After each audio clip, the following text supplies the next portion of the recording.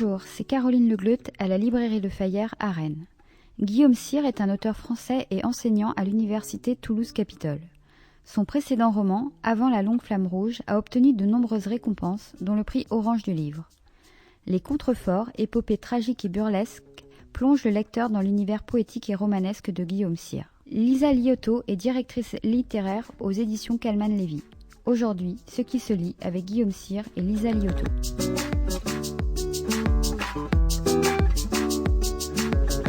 Bonjour et bienvenue dans Ce qui se lit, le podcast de la librairie Le Fayère à Rennes, réalisé par Arnaud Vasmer. Des entretiens durant lesquels nous vous proposons d'entendre un auteur et la personne qui l'édite. Aujourd'hui, l'histoire d'un château et ses habitants qui voient les remparts s'affaisser et érigent des fortifications contre leurs ennemis. Cette histoire pourrait se dérouler dans des temps moyenâgeux, mais il n'en est rien, puisque c'est une bataille contemporaine que vous avez choisi de raconter, Guillaume Sire. Bonjour. Bonjour. Les contreforts, c'est le titre de votre roman paru aux éditions Calman Lévy et dont nous parlera tout à l'heure votre éditrice Lisa Liotto. Comment est né ce roman où l'usure du temps fragilise à la fois ce lieu qui est le château, qui est extrêmement important, mais aussi les membres de la famille, les parents et les deux enfants? Alors, comment il est né?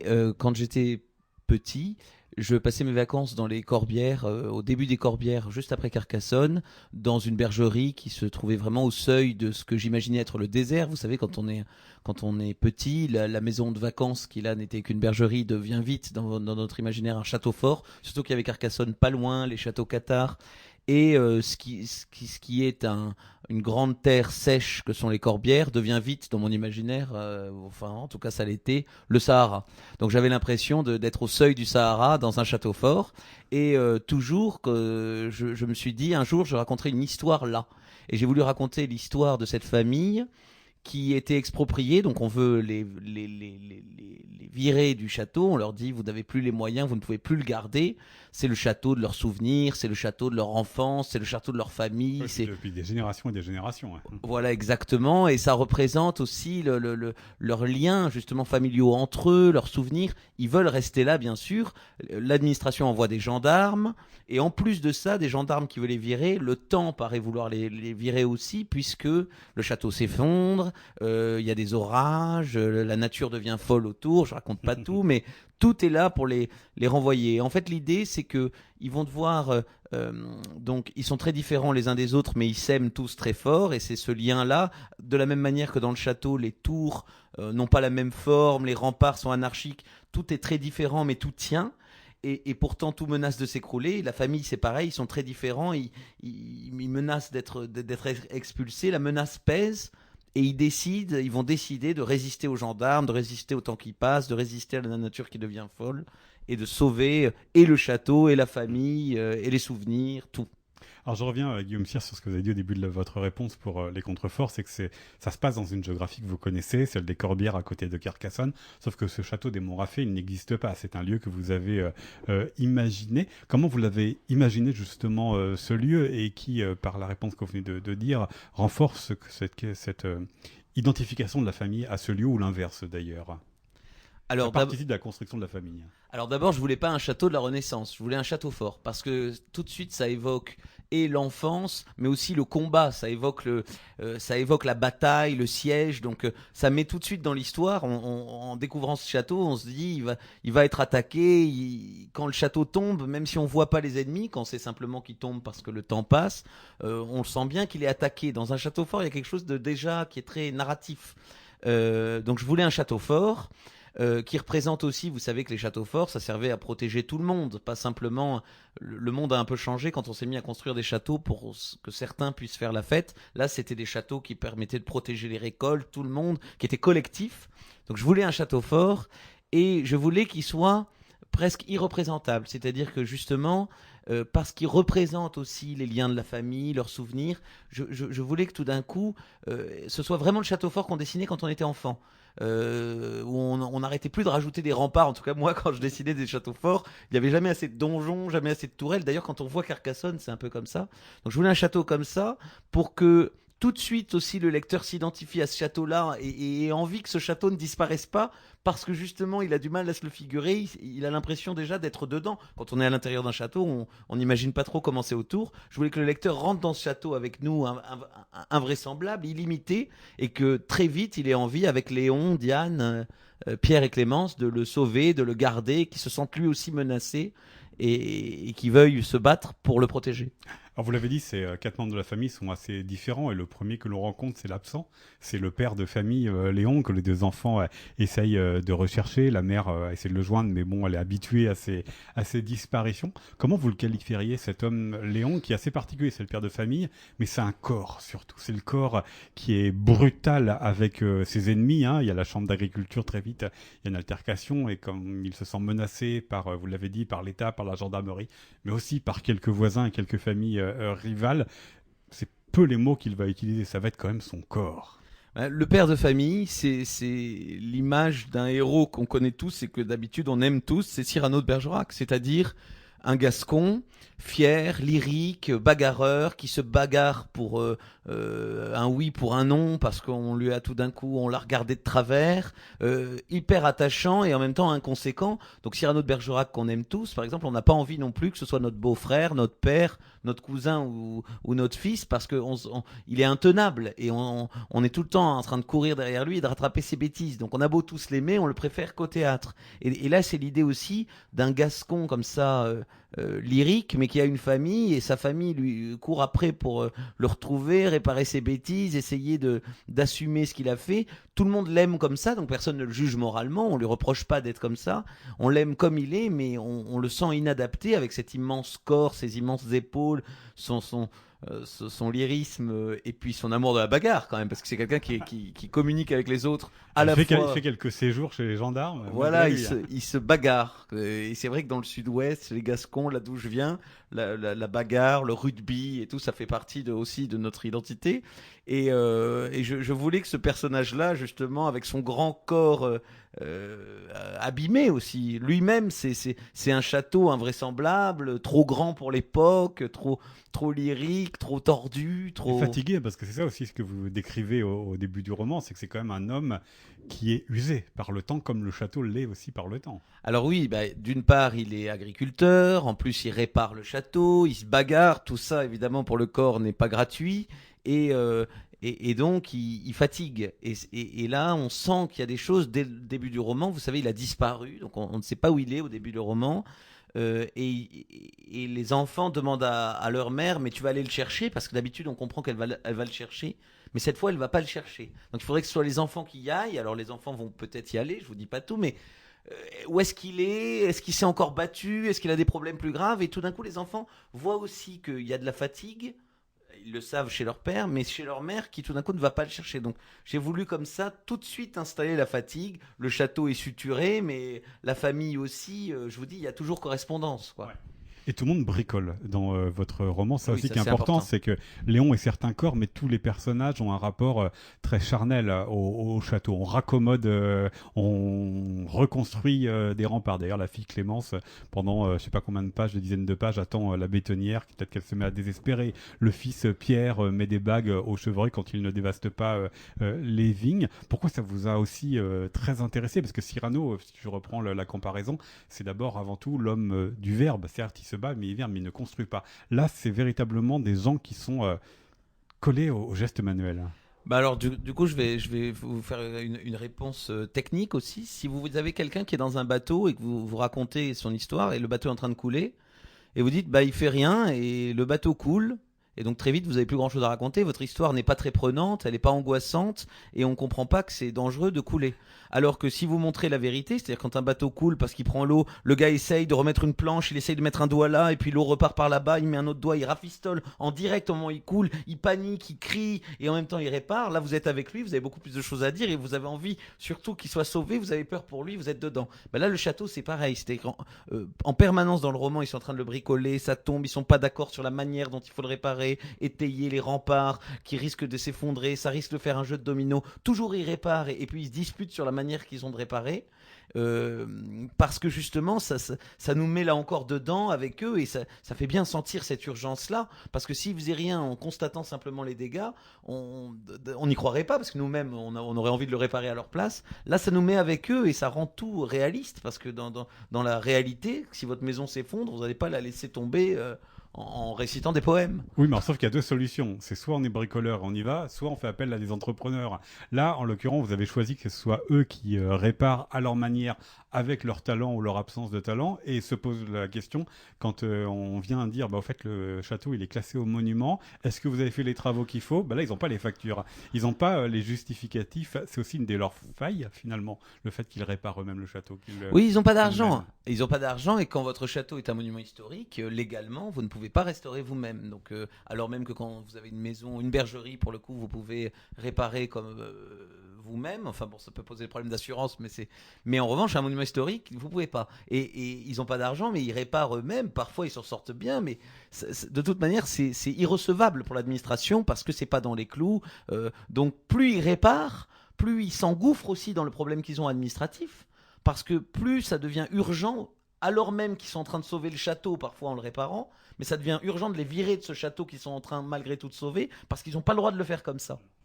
Et parce que le château est en péril, et quand il est en péril, ils n'ont pas le droit d'avoir les aides européennes. Donc il y a aussi quelque chose c'est qui est tordu. c'est assez tordu, parce que vous avez mis aussi comme dans une situation extrême votre famille, ces 4 personnages, Guillaume Cyr, qui sont vraiment assiégés, assaillis par tout le monde, par les subventions européennes, par les gendarmes, je l'ai dit aussi, par quelques riverains et quelques voisins. Je parlais tout à l'heure, je fais une comparaison entre ce qu'est un château au Moyen-Âge quand il est attaqué et le fait qu'il se barricade, qu'il se fortifie. Vous le faites aussi mettre en action en fortifiant le château contre l'ennemi. C'est-à-dire que c'est aussi une famille qui s'est enfermée dans leur château. Oui, alors le terme juridique que je dis dans le roman, c'est arrêté de péril. C'est-à-dire qu'on peut, quand vous avez un château comme ça, on peut décréter un arrêté de péril. Donc ça, le mot dit bien ce que c'est. Enfin, le mot est tout à fait effrayant. Et donc, ils sont en arrêté de péril. Mais là encore, c'est leur famille aussi qui est en arrêté de péril. Parce que qu'est-ce qu'ils vont devenir ? Donc, la sœur aînée, quand elle entend ce mot-là, et qu'elle a senti justement cette fatigue, son père absent, sa mère qui ne va pas la chercher, la sœur Clémence, qui elle est une bricoleuse géniale, enfin qui sait ce qu'elle fait, elle comprend vraiment le danger dans lequel elle est le jour où elle entend ce mot qui est à la fois très froid, très administratif, arrêté de péril, et en même temps qui est plein de airs, qui a une musique de cloches, et elle décide qu'elle va pas se laisser faire, quoi, et que s'il faut que ce soit elle qui porte la famille, s'il faut porter les parents sur les épaules, soutenir tout et étayer elle-même le château, elle le fera, et elle se laissera pas faire. Au risque de s'y perdre ou pas, parce qu'on pourrait se poser la question, notamment pour Pierre et Clémence, mais aussi pour les parents, qu'est-ce qu'ils ont d'autre à faire à part réparer le château ? On a l'impression que le château est toute leur vie, mais toute leur vie se résume aussi au château. Ils ont peu de temps pour autre chose. Et peu d'ailleurs de relations assez simples avec ceux qui ne sont pas de leur famille. Alors, ils sont agriculteurs, donc il y a aussi toute l'histoire du vin. C'est-à-dire que Léon voudrait faire son propre vin. Léon, c'est le père. Il est dans une coopérative. Or, pour faire votre propre vin, quand vous voulez sortir d'une coopérative, il y a des frais de sortie de coopérative. Donc là encore, vous avez votre propre raisin, mais vous ne pouvez pas faire votre propre vin. Il faut vous mettre dans les clous, et se mettre dans les clous, ça coûte cher, ça coûte de l'argent. Donc il y a bien sûr ça, c'est-à-dire que la nature va avec le château, et d'ailleurs elle se dérègle en même temps que le château. La volonté de faire son vin, et parce qu'ils sont mis en danger, finalement, non seulement il ne peut pas faire son vin, mais il ne peut même pas vendanger. Donc il va voir les raisins pourrir sur pied. Ce qui est une image terrible. En même temps, c'est très beau. Ça sent le sucre, la confiture. C'est dans l'automne, c'est magnifique, mais c'est terrible pour un vigneron. Donc il y a ça quand même, le côté agricole. Et puis, au début du roman, quand même, j'espère, on sent qu'ils ont une vie... je ne les voulais pas anti-modernes. Hein. C'est plutôt la modernité qui est contre eux que eux contre la modernité. On sent quand même qu'ils ont une vie amicale, la mère a des amis, la fille... les femmes sont plus sociables que les hommes dans la famille-là. La fille va voir des amis, elle part à Gruissant, à Port-la-Nouvelle, elle va voir la mère avec ses copains, elle sort, enfin, elle a une vie... Mais...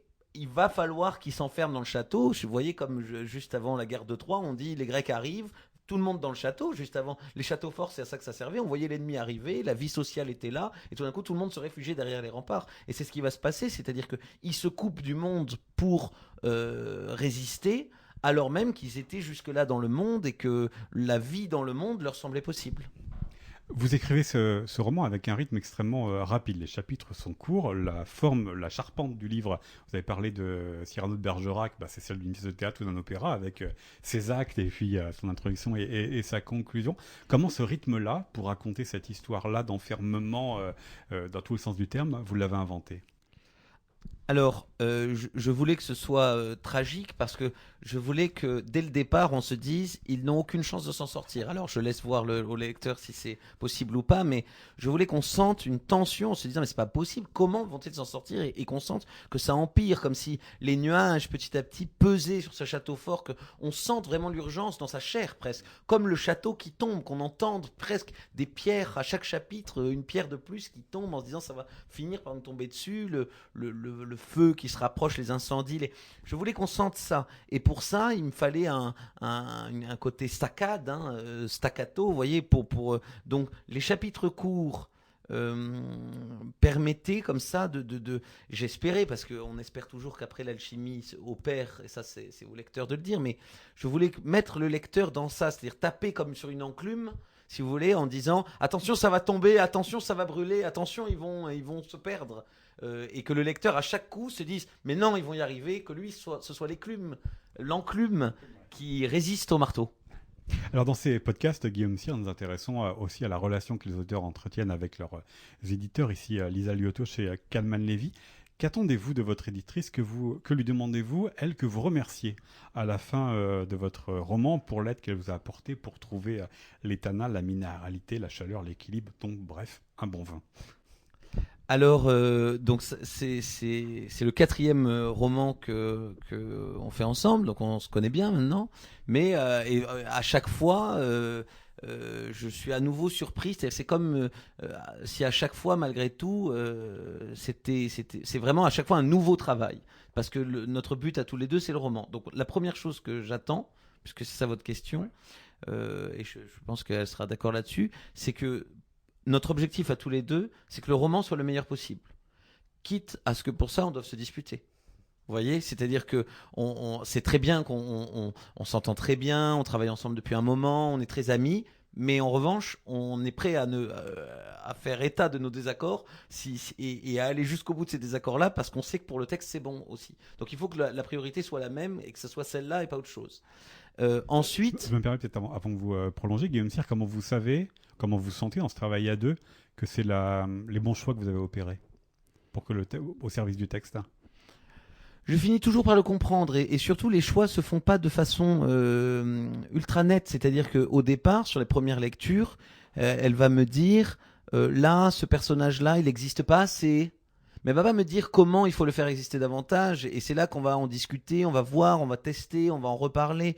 Elle va me dire ce passage-là est trop long, ce passage-là je l'ai pas compris, on le comprend mal.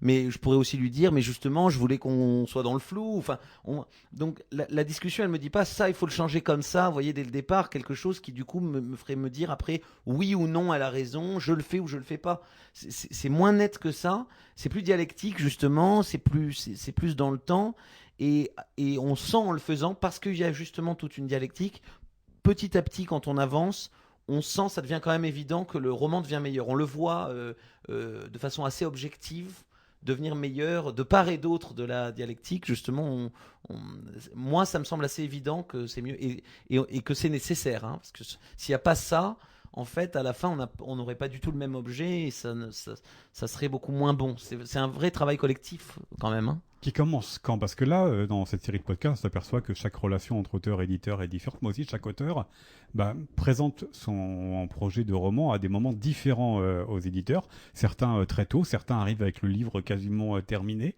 Vous, à quel moment vous embarquez votre éditrice dans ce travail de roman? Bon, ça a changé en fonction des romans, parce que la première fois qu'on s'est rencontrés, je l'avais envoyé par la poste un roman, donc là on s'est rencontrés comme ça, mais en gros moi quand même je donne un texte qui est terminé. Et ensuite, c'est le début de l'histoire collective sur ce texte-là, mais j'apporte quand même un bloc de marbre qui se tient debout quand même. J'arrive pas avec un vague synopsis. Enfin, je sais qu'il y en a d'autres qui sont plus petit à petit. Moi, j'ai besoin d'abord du moment de solitude pour qu'ensuite il y ait le moment à deux. Ça veut dire aussi que vous savez que vous n'aurez pas à réécrire si jamais ça pêche quelque part. C'est plutôt du travail d'adaptation, d'amélioration, que du travail de réécriture. Enfin, elle peut me dire qu'il faut que elle le prend pas, mon bloc de marbre. C'est vrai. Que c'est plutôt de la pierre ponce, quoi. Donc là, dans ce cas-là, soit j'essaye de ou elle l'a fait. Oui, ça peut arriver. Enfin, je peux réécrire presque tout, voire tout, hein. Mais ce que j'ai fait d'abord, dans ce cas-là, si je réécris beaucoup, n'est pas du tout perdu.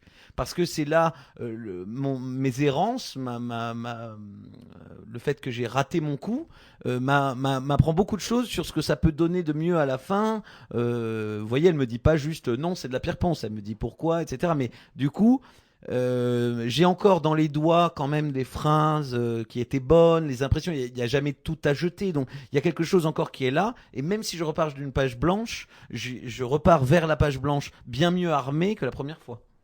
En fait, quand certains veulent écrire un roman, ils me disent, moi j'aimerais bien écrire un roman un jour, je leur donne toujours le même conseil, je leur dis, il ne faut pas que tu sois prêt à écrire un roman, il faut que tu sois prêt à écrire 10 fois le même roman. Sinon, tu n'arriveras pas à la fin à avoir un bon roman. Il ne faut pas se dire « Ah, j'espère qu'un jour, je vais réussir à écrire un roman en entier, puis je le présenterai à des éditeurs. » Il faut être prêt à le réécrire et à le réécrire jusqu'à ce que ce roman-là soit potable.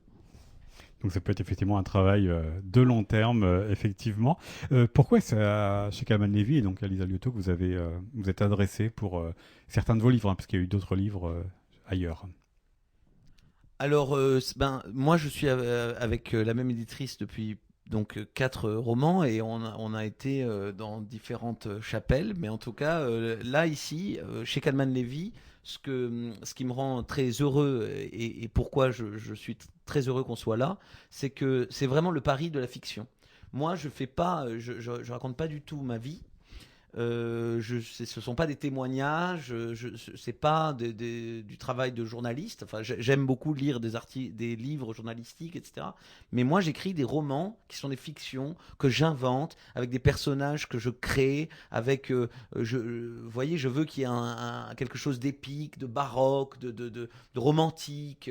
Et je pense que chez Calman Levy, je sais, hein, d'ailleurs, je ne pense pas, mais chez Calman Levy, on croit beaucoup en ça. C'est qu'on croit en la fiction, on croit à ce qu'elle a à nous dire sur la réalité, hein, parce que la fiction n'est pas hors sol, au contraire, mais des histoires qui sont pleinement des histoires, quoi, qui sont plus des témoignages, qui sont entièrement vues comme étant des œuvres d'art, c'est-à-dire une construction narrative d'une œuvre d'art, pas une confession, vous voyez, mais vraiment une tragédie, un vrai roman, en fait. Ça veut dire que quand votre éditrice est allée chez Calman Levy et que vous l'avez suivi, tout de suite vous avez senti que vous étiez un auteur Calman Levy, que ça faisait partie, les livres publiés dans cette maison d'édition, faisaient partie de vos lectures. Je pense que je l'avais senti avant et que tout d'un coup c'est aussi ce qui s'est passé avec Calman qui nous a accueillis, c'est-à-dire on s'est bien trouvé parce qu'on avait tous la même vision déjà avant de se trouver et je pense que d'une manière ou d'une autre c'est une vision qui nous conduisait à nous trouver. Et voilà, on va entendre dans un instant donc votre éditrice Lisa Liotto nous parler elle aussi des contreforts, votre roman Guillaume Cyr paru donc chez Calman Levy. J'espère qu'elle va pas dire l'inverse de ce que j'ai dit. On verra. Merci beaucoup Guillaume Cyr.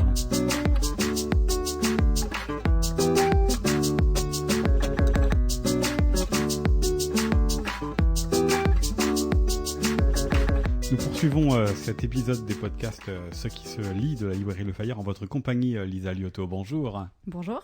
Vous êtes l'éditrice de Guillaume Cyr et la directrice littéraire de la fiction française chez Calman Levy. C'est donc vous qui éditez Les Contreforts et les précédents romans de Guillaume Cyr. Vous venez de l'entendre parler de votre travail en commun, notamment pour ce livre. Et j'aimerais vous faire agir sur le début justement de ce qu'a dit Guillaume Cyr sur ce travail en commun. Il a dit que c'était pas répétitif dans le sens où chaque livre était un nouveau travail. Est-ce aussi comme cela que vous envisagez cette collaboration, que chaque livre est une nouvelle aventure et qu'il faut changer les manières de travailler? Alors, oui, effectivement. D'abord, je commence par dire que je pourrais passer des heures à écouter Guillaume parler de ses livres et de son travail et que c'est très compliqué de passer juste après. Vous allez vous en sortir, et de vous inquiétez sortir pas. de mon rôle de l'ombre. Oui, en tout cas, c'est ma conception, je pense, du travail d'éditrice, de se fondre dans chaque texte et dans l'univers de chaque auteur. Et comme Guillaume l'a dit, le but, je trouve, de mon travail, de cette mission, c'est d'amener chaque auteur au meilleur de ce qu'il peut donner et chaque texte au meilleur de ce qu'il peut être. Donc évidemment, ça implique de s'adapter, de se fondre dans chaque univers. Et c'est encore plus le cas peut-être avec certains auteurs et avec Guillaume quand il se renouvelle à chaque livre. Puisque, pour parler simplement du précédent, donc avant La Longue Flamme Rouge, qu'on a publié en 2020 et qui a reçu le prix Orange du Livre, qui se passait donc dans un univers complètement différent de celui des Contreforts, puisqu'il se passait dans les années 70 au Cambodge, qui racontait l'histoire donc, de Saravout, un dessin absolument formidable, inspiré d'une histoire vraie, d'une rencontre que Guillaume avait faite. On était vraiment dans un univers extrêmement différent, une géographie différente, un temps différent de celui des Contreforts qui s'inscrit dans les Corbières et de nos jours. Et donc c'est passionnant pour l'éditrice et pour d'abord la lectrice que je suis de découvrir à chaque fois un univers complètement différent, un sujet, un temps, une géographie différente. Et en même temps, de retrouver, en l'occurrence chez Guillaume, de livre en livre, et de le voir peut-être de mieux en mieux, des thématiques qui reviennent, des motifs littéraires qui reviennent, des obsessions presque qui reviennent autour de l'enfance et peut-être de ce qu'on perd quand on grandit, de l'enfance, de la force de l'imaginaire, des motifs littéraires, des textes aussi qui reviennent et des références qui reviennent en permanence, et en même temps de les voir réinvestis à chaque fois d'une autre façon et d'une façon singulière. Chaque texte est différent, mais cependant, et malgré ce qu'a dit Guillaume Cyr tout à l'heure, le fait que voilà, il y a un compagnonnage quand même depuis quelques livres et quelques temps, est-ce que vous diriez que c'est vraiment un travail radicalement différent à chaque fois, ou est-ce qu'il y a comme des permanences? Parce que le fait que vous vous connaissiez fait que ça peut aller plus vite sur certains aspects. Alors effectivement, c'est un compagnonnage, même une amitié, une camaraderie, on aime bien ce terme de camarade, tous les deux, qui s'est constitué au fil de ces années et de ces livres. Je ne sais pas si on pourrait dire que le travail est toujours le même. En tout cas, il y a sans doute une confiance et peut-être une forme de compréhension de plus en plus forte qui se crée entre nous de livre en livre. Guillaume évoquait tout à l'heure des désaccords, ou en tout cas des moments, pas des désaccords, je ne suis pas sûre qu'il y ait eu des désaccords par rapport au texte, mais en tout cas, il y a eu des moments où j'ai pu l'amener à comprendre que le texte qu'il m'avait présenté n'était peut-être pas celui qu'il voulait en fait faire et produire, et que au cours de discussions et d'échanges entre nous, presque par une forme de maïeutique, mais souvent involontaire de ma part en fait, on arrivait tous les deux, et surtout lui, à mieux se représenter le livre qu'il voulait écrire, quoi, et qu'il voulait faire lire et donner à lire. C'est pas forcément simple si un auteur comme Guillaume Cyr vous livre finalement le manuscrit quasiment abouti. Ce serait peut-être plus simple avec un auteur qui viendrait en cours de route ou qui viendrait de départ, non? En fait, ce que moi je trouve passionnant dans le travail avec Guillaume, et de livre en livre, et ça continue à être passionnant, c'est que effectivement il arrive avec un texte complet, mais sans du tout dire qu'il est terminé. C'est-à-dire que le texte est complet, mais c'est là que le travail commence entre nous. Donc c'est une deuxième phase du travail. Il y a eu la phase de création, de solitude dont il parlait. Guillaume a une force de travail impressionnante. C'est-à-dire qu'il est capable effectivement de reprendre un texte et de le transformer d'un bout à l'autre, presque de le réécrire, d'en transformer soit la structure, soit d'en changer complètement le point de vue, soit de réécrire dans le détail certains passages, certaines pages. il est vraiment jamais avare de ce travail-là, et avec une approche qui est presque artisanale. Donc il y a une conception, je pense, très respectueuse de cet art qui est l'écriture et de la littérature. Guillaume est aussi un très très grand lecteur, et je pense que ça se sent dans sa façon d'écrire. Mais il y a une approche très artisanale qui fait qu'il ne refuse jamais la remise en question de ce qu'il produit de lui-même, qu'il y a une grande écoute et qu'il y a une très très grande exigence dans ce qu'il va donner à lire à ses lecteurs. Alors, ensemble, depuis quelques années, vous êtes ici chez Calman Levy. Vous avez commencé votre collaboration ailleurs. Quand on est venu vous chercher chez Calman Levy, est-ce que vous vous êtes posé la question de comment les textes que je peux éditer, notamment ceux de Guillaume Cyr, peuvent ou non correspondre à cette nouvelle maison d'édition qui est Calman Levy? Alors, Calman Levy, c'est donc une des plus anciennes maisons d'édition françaises. Quand j'ai nouvelle, c'était pas ça, c'était nouvelle par rapport à votre aventure. Non, mais justement, c'est important. C'est une maison d'édition qui a une longue histoire, et qui a une longue histoire qui est vraiment ancrée dans le romanesque, dans la littérature populaire, dans la fiction, donc avec ce pari de la fiction, comme disait très joliment Guillaume. Malgré le fait qu'il y ait aussi des livres de non-fiction qui tout à fait, qui paraissent de mais nombreux dans documents. l'histoire, en tout cas, de Calman Levy, depuis même la création de la maison par Michel Lévy au XIXe siècle, la publication de, alors on pourrait citer Dumas, on pourrait citer Flaubert, on pourrait citer Stendhal. Il y a vraiment un ancrage dans une forme de littérature résolument romanesque, narrative, et en même temps en prise avec le réel, et donc dans une tradition effectivement qu'on pourrait presque dire réaliste et populaire. Michel Lévy, c'est aussi d'une certaine façon l'inventeur de l'édition moderne, par la diffusion notamment de livres à 1 franc à l'époque, la constitution de contrats d'exclusivité avec des auteurs. Donc on est vraiment dans une maison qui a un passé à la fois qui nous honore et qui nous engage, quoi.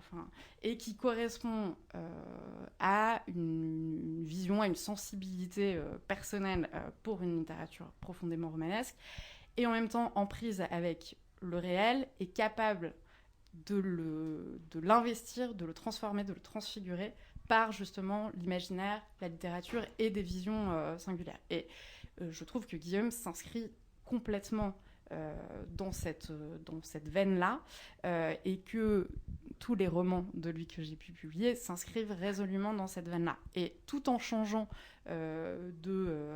d'univers, de géographie, de temporalité, en fait, on est toujours dans ce rapport très très fort au réel et à l'imaginaire, qui a effectivement une place évidente dans l'histoire de cette maison et dans ce qu'elle est aujourd'hui. C'est-à-dire, quand vous êtes arrivé chez Calman Levy, est-ce que savoir quel texte vous allez publier, ou ce qu'il y avait dans un texte qui pouvait vous donner l'envie de le publier ici, ça n'a pas foncièrement changé par rapport à l'expérience précédente? Alors non, je crois pas. Et vraiment, il y avait cette rencontre entre l'histoire d'une maison, la volonté de développer, de renouer avec cette histoire, et de développer une littérature, encore une fois, romanesque, narrative, et la plus populaire au très beau sens du terme possible, qui rencontrait une vision très personnelle d'une littérature résolument romanesque. Alors, je voudrais avec Guillaume Cyr et puis d'autres, qu'on évoque aussi ce moment particulier qui est la rentrée littéraire, qui est un des moments où vous donnez aussi le ton, la sensibilité de ce qu'est la ligne éditoriale d'une maison d'édition. 5 romans pour cette rentrée littéraire, un premier roman, un roman étranger, 3 livres d'auteurs confirmés, mais quel point commun entre ces 5 livres selon vous, Lisa Liotto? Alors, il y a effectivement donc 5 livres, dont un livre en littérature étrangère, donc qui est publié par ma collègue Tiffany Gassouk, et donc 4 livres en littérature française. C'était un très beau moment au mois de juin où les 4 auteurs, donc certains effectivement nouvellement arrivés sur la scène de la littérature, d'autres là depuis très longtemps, d'autres depuis plus longtemps chez Calman Levy, d'autres plus récemment, se sont retrouvés à présenter leurs livres et moi à les écouter. Et je me suis rendu compte qu'il y avait des échos vraiment évidents d'un livre à l'autre. Il y avait même des mots qui revenaient dans la façon dont chacun, donc Guillaume Cyr, Jean-Daniel Balthassa, Camille de Peretti et Sandrine Girard, présentaient leurs textes. Et donc il y avait vraiment des mots qui revenaient et qui faisaient des passerelles, y compris dans le langage, entre ces romans qui pourraient paraître très éloignés et dans des univers très différents. J'ai construit résolument une programmation avec des livres différents qui ne se marchent pas sur les pieds. C'est quelque chose qui est très important pour nous chez Calman Levy, de construire des programmations assez resserrées pour pouvoir accompagner chaque auteur le mieux possible, donner toute sa place à chaque auteur et à chaque texte. Donc c'était le cas dans cette rentrée. Et en même temps, je crois effectivement qu'on peut voir des liens qui se tissent entre ces 4 livres dans un rapport au réel très fort, en même temps avec une façon romanesque et narrative d'aborder, de raconter le réel, une attention à la langue, une exigence et en fait une singularité. Chaque texte a sa propre musique, sa propre vision, son propre regard sur le réel. Et vient non pas donner des leçons ou dire des choses, mais les raconter et venir peut-être faire interroger les choses et faire émerger des questions une fois qu'on les lit, quoi. Et en même temps, on a des textes qui sont résolument différents et qui s'adressent aussi à des sensibilités différentes, mais dans lesquelles je crois qu'on peut voir aussi mes propres obsessions. Ah oui, quand même. Forcément, c'est aussi vos choix que vous avez accompagné.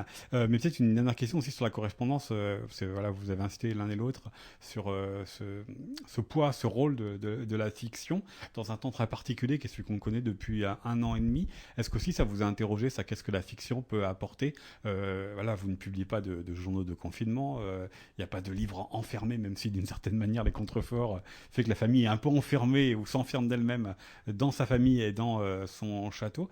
Mais est-ce que ça vous a interrogé, ça aussi, la correspondance entre les fictions proposées et le temps dans lequel on va les lire pour les premiers lecteurs d'aujourd'hui?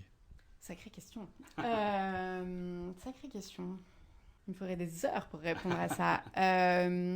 Je crois qu'un bon roman n'est jamais un roman de circonstance, qui peut être lu différemment suivant le moment où il est publié, reçu, qu'il est forcément lu en écho avec ce qu'on est en train de vivre, mais qu'il dépasse toujours le moment où il est publié et lu. Et que c'est peut-être comme ça que dans des années, on saura quels sont les bons romans, les bonnes histoires qui restent, et que c'est aussi ça un peu le pari de la fiction, et le pari d'une maison comme Calman Levy qui existe depuis le 19e siècle et qui nous survivra, j'espère, bien longtemps. Mais c'est vraiment ça, c'est de dépasser la circonstance. Et je crois que c'est vraiment en construisant, comme le fait Guillaume, des personnages qui sont de purs personnages et qui existent avec cette densité, cette force, qui sont capables de provoquer ces émotions si fortes comme dans les contreforts. Il y a une scène, je voudrais juste parler d'un moment particulier dans le travail de ce texte-là, où Guillaume comme il le fait en fait à chaque fois dans chaque roman, m'a surprise en répondant à une remarque que je lui avais faite. Je trouvais que c'était important de développer, de travailler la relation entre le frère et la sœur de ce roman, donc les 2 enfants, Pierre et Clémence. Et une fois que j'avais dit ça, ça aurait pu devenir ce qu'on veut. Et Guillaume, à la version suivante, avait créé de toutes pièces un chapitre, rajouté un chapitre, dans lequel, et je ne spoile rien, on voyait le frère et la sœur partir dans une longue promenade, balade, échappée vers la mer, qui racontait plein de choses de leur relation, sans les dire justement, qui les racontait sans les dire, et ce chapitre m'a émue aux larmes. Voilà. Ça a été une complète surprise, et c'était vraiment l'exemple même de la réponse totalement singulière, de la réponse créative à ma remarque d'éditrice. Et ça, je trouve que c'est la magie du roman, c'est la magie de la fiction, c'est de venir faire une proposition totalement inattendue, totalement efficiente à une de mes remarques. Ce chapitre et les autres sont à retrouver dans Les Contreforts, le roman de Guillaume Sire que vous éditez aux éditions Calman Levy, Lisa Liotto. Merci beaucoup à vous. Merci. C'était un podcast réalisé par Arnaud Vasmer pour la librairie Le Fayère à Rennes.